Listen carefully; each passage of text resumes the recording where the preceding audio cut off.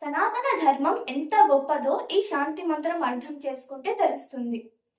స్వస్తి ప్రజాభ్యః పరిపాలయంతాం న్యాయేన మార్గేణ మహిషాః గోబ్రాహ్మణేభ్యః శుభమస్తు నిత్యం లోకాః సమస్తాః సుఖినో భవంతు.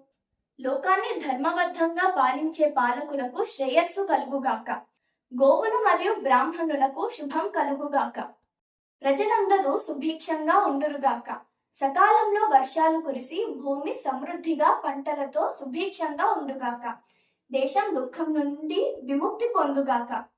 విద్వాంసులు నిర్భయంగా ఉండురుగాక. May there be prosperity to the subjects. The rulers protecting the world in a lawful manner. May the cows and scholars have auspiciousness eternally.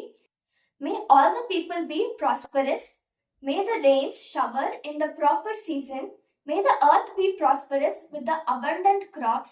May the country be free from disasters. May the scholars be fearless. Kale varshatu parjanyah prithvi sasyashalini deshoyam క్షోభరహితో సజ్జనా సంతు నిర్భయాః. మేఘములు సకాలంలో వర్షించుగాక. భూమి సస్యవంతమవుగాక.